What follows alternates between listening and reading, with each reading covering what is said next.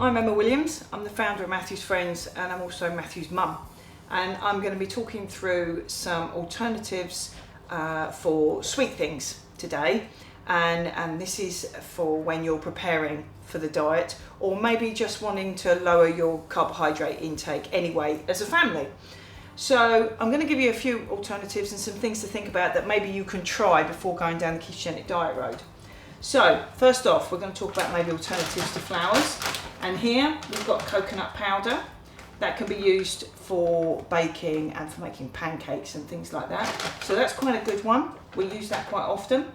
There's ground almonds there, or almond flurry. Holland and Barrett do an almond flurry, which is even finer than ground almonds. So sometimes that's nice to bake with. Unsweetened desiccated coconut.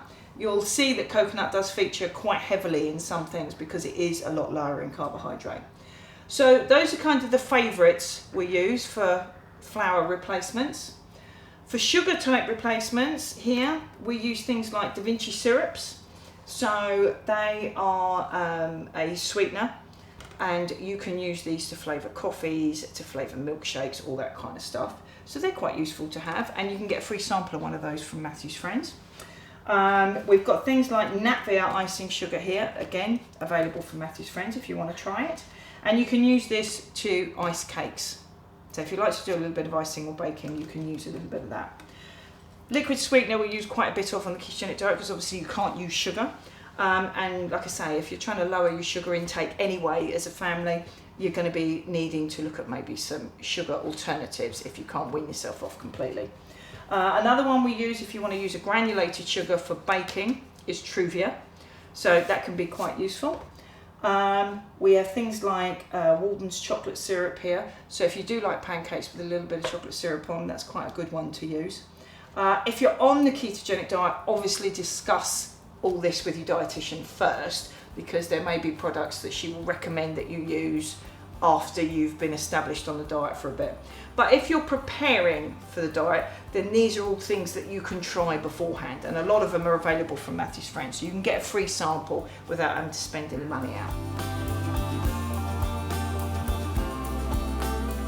So another couple of things I'm going to talk you through. Obviously fruit, some people think you can't have fruit on a ketogenic diet or on a low carb diet, but actually you can, and berries are the lowest ones. And here we've got some lovely raspberries and blueberries, and there's strawberries and blackberries and all that kind of thing.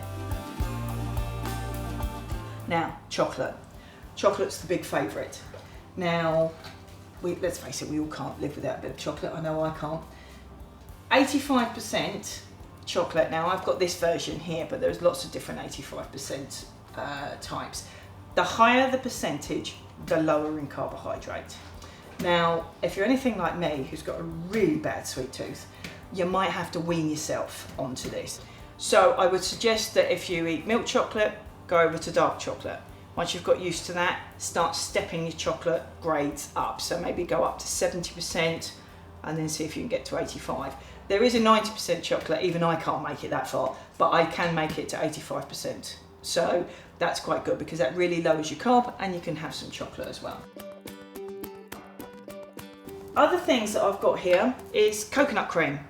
Now, you can use it in savoury cooking, but I actually like to use it for an icing, and I tend to use some coconut cream with some icing sugar, Natvia icing sugar, and then I sprinkle some desiccated coconut on top to go over a cake that I'm going to show you in a minute. So that's always a handy one as well. So don't forget you can actually use this for an icing as well. So there's a few of the things that we can use to lower the carbohydrates if you're looking at sweet things and you like baking and that kind of thing. And that steps you towards the ketogenic diet. Now, in my family, we're a bit of a low carb family, so we try and get rid of some of the sugar. So there's another product I'm going to show you here, which is not suitable for the ketogenic diet.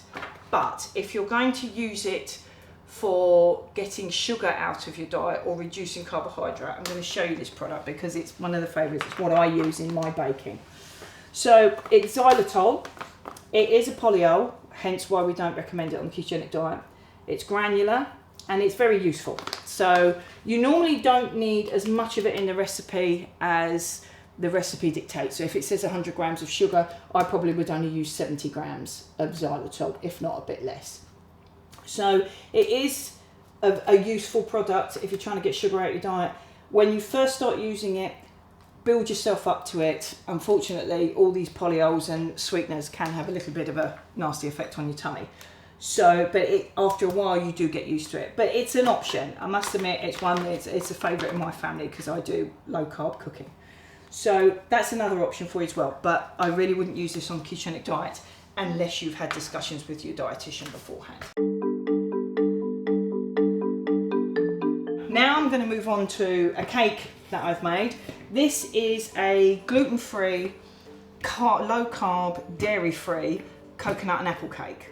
So it's made with a couple of eating apples, ground almonds, desiccated coconut, eggs, and gluten-free, low-carb baking powder. I adapted it from Mary Berry recipe, and it's approximately a 2.3 to 1.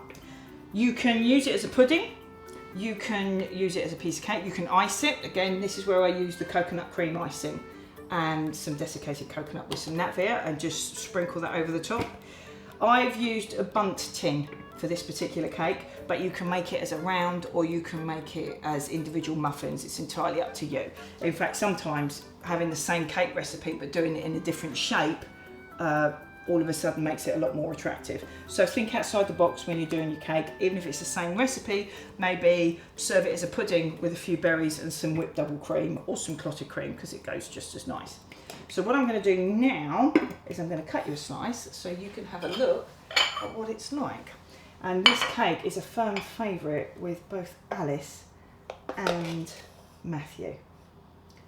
So, and they like it either as a pudding, I think. So as you can see, it's got a nice cake texture there, and it really is one of my family's favourites. And the recipe is going to be going online, so you'll be able to try it too. And there's no way I can cut a piece of cake and not try some. That is lovely. And it's a really nice moist cake too, so if you want to use it for a pudding or a cake, you can. Anyway, I hope that's given you some useful ideas. Just because you're low carb, it doesn't mean to say that you can't have sweet things or you can't have puddings. There's a few ideas. There's loads more recipes on the Keto Cooking channel, and how to make icing I know has been featured with Mo, and there's some more coming from her as well. So keep checking in with us and hopefully it'll give you some ideas.